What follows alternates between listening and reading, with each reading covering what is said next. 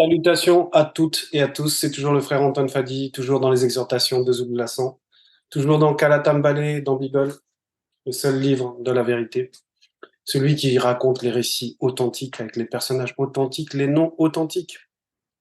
Nous allons aller, comme avec les frères, dans le livre de Dalé, page 784, dans le premier chapitre, à partir du verset 16, et le titre de la partie qu'on va voir, c'est Appel à vivre saintement, saintement. Donc le titre du livre du Dalai, c'est Encouragement, parce que effectivement Dalai avait percé ce mystère, le mystère du cœur, parce que l'encouragement, c'est donner de la force au cœur, Nguignam ou Lema. Et il va faire une exhortation superbe dans tout ce chapitre 1, et nous, on va arriver à partir du verset 16, et il va exhorter de manière exemplaire les non-initiés graciés. Ceux qui marchent dans le Verbe, il va les exhorter d'une manière forte, d'une manière puissante, pour qu'ils prennent conscience de ce qu'on va évoquer là, l'appel à vivre saintement, à avoir une vie, c'est-à-dire à dédier le reste de ce passage dans le visible, le reste de cette existence, à le dédier à la sainteté. C'est ce que va représenter en fait les propos là qu'on va voir ensemble de Dalé. Dans le verset 16, il dit ceci: c'est pourquoi, virgule, tenez-vous prêt à agir, virgule, gardez votre esprit en éveil, point.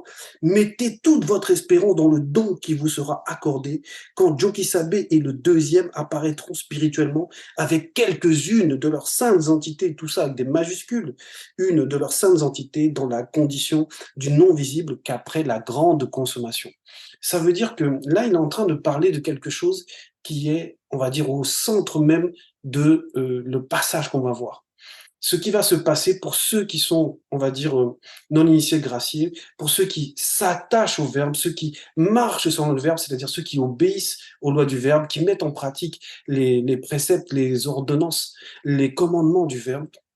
Il leur demande, il leur dit, c'est pourquoi. Il commence par c'est pourquoi. Parce que dans le verset 15, il a donné l'explication de pourquoi on doit faire le c'est pourquoi. Tenez-vous prêt à agir. C'est parce qu'il a parlé de quelque chose dans le verset 15, où il a évoqué, donc on va lire le verset 15, et les entités du grand ordre des choses en union avec le Mundi Musangi plongent en profondeur leur regard et connaissent tout du visible et du non visible. Point. Qu'est-ce que ça veut dire? Pourquoi il parle comme ça? Là, il était en train en fait de leur expliquer que le jugement pour les non-initiés graciés, c'est maintenant, c'est pendant le temps du visible. Parce que le but, comme on l'a vu dans le verset 16, le but c'est de ne pas être jugé au, au jour de la grande consommation, de ne pas passer au jugement, de ne pas connaître de condamnation. Et il leur explique que c'est pour cela qu'ils doivent se tenir prêts à agir, de garder leur esprit en éveil, c'est-à-dire de lutter pour la bonne cause, leur propre salut. Parce que les entités, parce qu'elles connaissent tout du visible, parce qu'elles plongent le regard en profondeur dans cette réalité, c'est parce que nous sommes, donc les non-initiés graciés, sont en jugement pendant le visible, pour éviter justement de passer au jugement dans le, au jour de la grande consommation. C'est pour cela que dans ce verset, il avait expliqué, donc tenez-vous prêts à agir, gardez votre esprit en éveil. Donc là, c'est en fait, c'est les trois êtres qui doivent agir. Le tenez-vous, le vous là, c'est les trois êtres en fait qui doivent être prêts à agir, et c'est l'esprit qui reçoit la lumière. C'est pour ça que lui reste en éveil et qu'il doit demeurer en éveil, parce qu'il va nourrir, on va dire, les deux autres êtres pour qu'ils restent dans l'obéissance. Et il dit que tout cela peut se faire parce qu'il faut espérer au don. Et ce don-là va représenter plusieurs choses. Mais euh, le don ici va représenter d'abord le fait que la personne ne passe pas en jugement au jour de la grande consommation, parce qu'elle est restée fidèle, parce qu'elle a agi selon le Verbe. C'est ce que ça représente. Mais derrière ce don, il y a beaucoup de choses. Et on va voir notamment une des choses dans cette exhortation. Verset 17, obéissez au verbe de l'Oba et ne vous conformez pas aux désirs que vous aviez autrefois quand vous étiez encore ignorant. Point. Donc, toujours, il les exhorte et il leur explique que là, il doit y avoir un changement qui s'opère entre le fait d'obéir, et c'est ce qui va permettre en fait de ne plus subir les désirs de la mauvaise nature, les désirs de l'homme livré à lui-même. Parce que ces désirs étaient, on va dire, se faisaient dans une forme d'ignorance. Mais maintenant que l'esprit reçoit l'éclairage, il faut manifester la présence de cet éclairage dans l'obéissance. Et il insiste sur un point qui est ces fameux désirs, en fait. Parce que ce qu'il a expliqué dans le verset 16, c'est que l'espérance qu'on doit mettre dans ce don-là, ça doit venir d'un désir. C'est pour ça que j'avais parlé au début de Guignard Moulema, le courage, en fait, la force du cœur, parce que il y a ce mystère dans le cœur par rapport au désir. Il faut que les désirs de la personne se tournent vers les lois du Verbe. Il faut que vouloir être sanctifié, vouloir vivre saintement, ça doit émaner d'un véritable désir que les entités voient en fait. Parce que dans le verset 15, on avait justement cette précision que les entités connaissent tout du visible. Ça veut dire qu'elles connaissent les intentions de chacun. Mais maintenant, c'est à nous de connaître véritablement nos intentions. C'était aux non-initiés graciés à qui il s'adressait de véritablement connaître leurs intentions. Parce que s'il n'y a pas ce désir réellement, les efforts qu'ils vont faire vont vite s'amenuiser parce que le cœur a ce pouvoir terrible de décision. Quand le cœur aime quelque chose, il va le faire un peu comme les gens qui sont passionnés. Quand ils sont passionnés de quelque chose, ils y mettent leur temps, leur argent, voilà.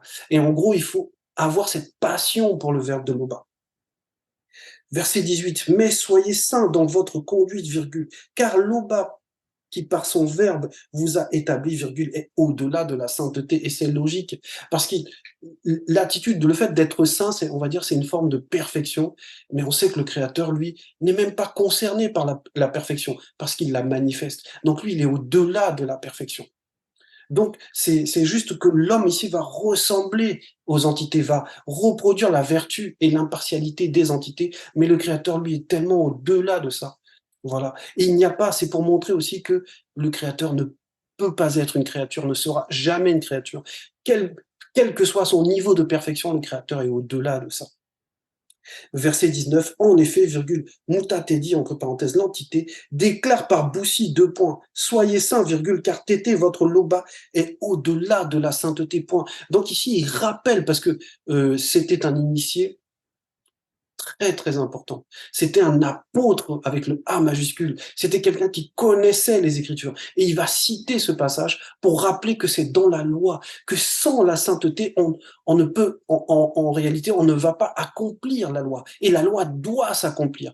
Donc il faut atteindre ce statut de sainteté. Il faut connaître la sanctification pour la suite, pour pouvoir, lorsqu'il y aura le jugement, ne pas être condamné. Parce que le fait de connaître la sanctification, c'est être consacré au-dessus de la loi du péché.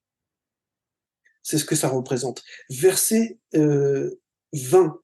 Dans vos prières, virgule, confiez-vous au Verbe de Loba, qui, lui, avec le L majuscule, aussi juge tous les hommes avec impartialité, virgule, selon ce que chacun a fait. Point. Donc, ici, il explique que quand on va être prêt à agir, quand on va garder notre esprit à agir, on va avoir des combats, on va avoir des tribulations. Et lorsque ces tribulations se produisent, on a la possibilité de se confier au Verbe, c'est-à-dire d'aller dans la prière, parce que la prière a ce pouvoir formidable qui est de déclencher une action du spirituel. Et c'est pour ça qu'il faut aller dans la prière et savoir se confier. Se confier, c'est avoir confiance au Verbe.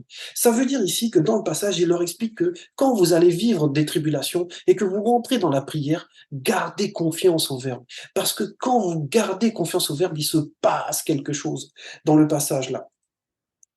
On va relire. Dans vos prières, virgule, confiez-vous au Verbe de Loba, qui lui aussi juge tous les hommes avec impartialité, virgule, selon ce que chacun a fait. Ça veut dire quoi? Ça veut dire que le Verbe est juste, en fait. Le Verbe ne triche pas, le Verbe ne fait pas de favoritisme. Donc, il vaut mieux être ami du Verbe, il vaut mieux être proche du Verbe, parce que le jour du jugement sera terrible. Donc, il vaut mieux être du côté du Verbe, il vaut mieux aimer sincèrement le Verbe. Parce que le jour du jugement, comme je l'ai dit, sera terrible. Donc, il vaut mieux être du bon côté, c'est ce que ça veut dire. Verset 21. C'est pourquoi, virgule, durant le temps qu'il vous reste à passer dans le visible, virgule, que votre conduite témoigne du respect que vous avez pour lui. Point. Oui, le respect qu'on a pour le Verbe, parce que c'est ça qui montre l'attachement au Verbe, c'est ça qui montre la sincérité, le fait de faire les choses de manière sans rien attendre au retour, mais parce que c'est juste, parce que lorsqu'on manifeste la justice, on est du côté de la justice.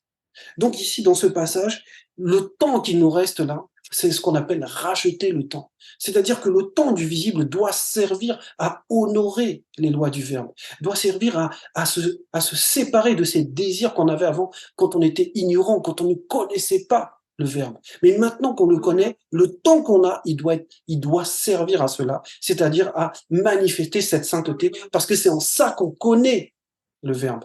C'est parce qu'il y a cette sainteté, parce qu'on fait les œuvres qui sont selon le Verbe. Verset 22. Vous savez, virgule, en effet, à quel prix vous avez été délivrés de la manière de vivre insensée que certains de vos ancêtres vous avaient transmise. Point. Donc là, il leur explique à eux, il s'adresse à eux, à ces non-initiés graciés de l'époque, que effectivement, ils recopiaient avant, ils recopiaient ce que tout le monde faisait. En gros, tous les comportements qui n'étaient, où il n'y avait pas de sanctification, qui étaient contre le Verbe, des comportements d'hommes livrés à eux-mêmes et qui fonctionnaient pas selon le guide, en fait, qui va représenter le Verbe de Loba. Et il explique, vous savez en effet à quel prix. Et oui, à quel prix? Ça veut dire que il y a un rachat qui a été fait. Il y avait une condamnation sur ces personnes et il y a quelqu'un, on va dire, qui a payé quelque chose, qui a manifesté quelque chose, qui a délivré ces non-initiés graciés. Et il veut leur faire comprendre, mais regardez à quel point le Verbe est bon, à quel point le Verbe juge avec impartialité chacun d'entre nous, chaque créature. Verset 22, vous savez, non, pardon, c'est bon, on l'a lu, celui-là, voilà, que certains de vos ancêtres vous avaient transmis, oui, parce qu'il y a ces désirs-là qui viennent aussi d'une manière de vivre, d'un héritage, d'une façon d'être, et le Verbe doit nettoyer tout cela, doit nous faire naître de nouveau, doit nous séparer, doit nous extirper. C'est pour ça qu'on parle de délivrance. Hein. Vous avez été délivrés de la manière de vivre, parce qu'on doit d'abord sortir les personnes de cette manière de faire, cette manière de vivre, et maintenant on doit les faire vivre, appelle à vivre saintement, dans la sainteté. Verset 23, ce ne fut pas au moyen de choses périssables, virgule, comme l'argent ou l'or, point virgule. Non, point d'exclamation. Vous avez été délivrés par Mutatedi. Point. Ça veut dire quoi? Ça veut dire que oui, ce n'est pas des choses charnelles qui peuvent sortir apporter une telle délivrance, apporter un tel changement dans la personne, l'amener vers la sanctification. Ce n'est rien de charnel qui peut te faire connaître la sanctification. Il faut qu'il y ait une action du spirituel, c'est ce que va représenter Mutatedi. Et Mutatedi ici va représenter le guide, mais va représenter aussi le grand frère, celui qui a compassion, celui qui manifeste un amour, on va dire, une grâce issue du Verbe qui est incommensurable. C'est ça qui te permet, c'est le spirituel qui va te permettre de sortir de cela, de sortir de ta mauvaise nature, de sortir de on va dire, cet enfermement, ces liens-là qui te retiennent liés à la mauvaise nature. Verset 24. Loba n'avait pas destiné Jokisabe avant la création du monde, comme certains corrompus le disent, virgule, à savoir, deux points, que Jokisabe sauverait tous les hommes par son sang, point. Donc, pourquoi il parle de ça là, à ce moment-là? Parce qu'effectivement, on pourrait croire que la délivrance dont il a parlé on va dire dans le verset 22, à partir du verset 22, le à quel prix là, c'est qu'on aurait envoyé Jokisabe pour qu'il meure, pour que son sang coule et pour qu'on soit racheté. Et donc, il va donner cette précision que ce n'est pas ça qui sauve.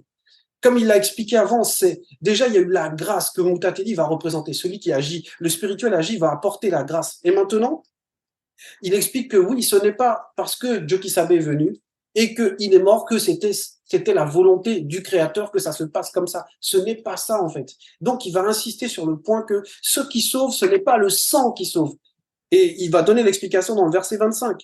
Vous vous êtes purifiés en obéissant au Verbe qui est la vérité, virgule, pour vous aimer sincèrement comme des frères et sœurs, point.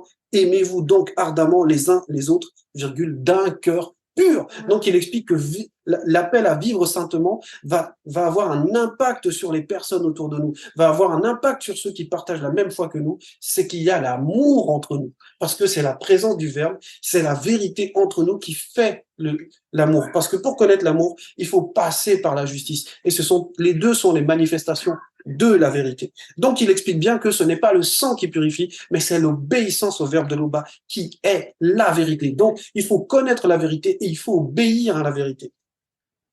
Verset 26. En effet, virgule, vous êtes nés de nouveau, virgule, non de père mortel, virgule, mais grâce à une semence avec un S majuscule, immortel avec un I majuscule, virgule, grâce à la parole vivante avec des majuscules PV de Loba, point. Et il y a cette petite annonciation dans le livre de S en B 26-24. En fait, ça explique quoi ici? Ici, ça explique en fait ce don-là. Ce qu'il faut comprendre, c'est que le don dont il parlait dans le verset 16, le don, l'espérance du don, là, le don va représenter aussi l'immortalité. Parce que pour pouvoir venir vers Jokisabe, pour pouvoir venir à la rencontre de Jokisabe et du deuxième né, il faut revêtir une nouvelle nature. Et cette nouvelle nature, c'est celle qui prend le dessus sur la condamnation, puisque la mort va représenter la condamnation, qui prend le dessus sur la condamnation, qui prend le dessus sur toute mort spirituelle, c'est l'immortalité. Et c'est de ça dont on parle là, ici dans le verset 26. En effet, virgule, vous êtes nés de nouveau. Vous êtes nés de nouveau. Ça veut dire que tu es une nouvelle personne parce que tu revêts une identité qui est celle que le spirituel te donne. Et cette identité se voit à travers cet attribut-là qu'on appelle l'immortalité, parce que l'immortalité te sauve de toute condamnation. C'est ce que ça représente. Et cette semence immortelle, comme ils le disent après, grâce à la parole vivante. Donc le don là, c'est qu'on a mis une semence immortelle en toi et ça te rend immortel. Et on va aller donc dans SMB 26, 24. Hop là, c'est page SMB 26, 24, oui, c'est page 748. Et notre enseignement, c'était page 784. Donc, page 748, le verset 24. Ainsi en est-il de la résurrection des morts. Point. Le corps est semé corruptible, entre parenthèses, mortel, virgule. Il ressuscite incorruptible. Incorruptible, donc, en gros, qui ne passe pas à la condamnation, qu'on ne peut pas corrompre, qui ne peut pas être jugé, entre parenthèses, immortel. Donc, le don là qui nous attend, l'espérance là, c'est cette immortalité qui t'empêche de passer au jugement parce que tu es au-dessus de la loi de la condamnation. Verset 27, on revient donc page 784. Le verbe de Loba demeure pour toujours, point, or, virgule, cette parole avec le P majuscule est celle de la bonne nouvelle qui vous a été annoncée, point, c'est juste encore magnifique. Et oui, c'est ça la bonne nouvelle. La bonne nouvelle, c'est de ne pas connaître la condamnation, de ne pas passer au jugement, c'est de connaître l'immortalité. Et là, il est dit au début, hein, le verbe de Loba demeure pour toujours. Ça veut dire que cette immortalité ouvre la porte de l'éternité. Voilà. C'est un beau message, c'est une belle exhortation, c'est beaucoup de courage que d'aller transmettre, parce que c'est ça l'encouragement. Il transmettait, il faisait des exhortations en étant conscient de ces mystères-là, des mystères du jugement, des mystères de la sainteté et du pourquoi le temps qu'il nous reste là doit vraiment être consacré à ce que lorsqu'on arrive de l'autre côté, on sait que on est au-dessus de la condamnation et on va aller à la rencontre de Jokisabe et du deuxième. Voilà, c'était le message, vous le savez, et il ne peut en être autrement. Loba est toujours glorifié.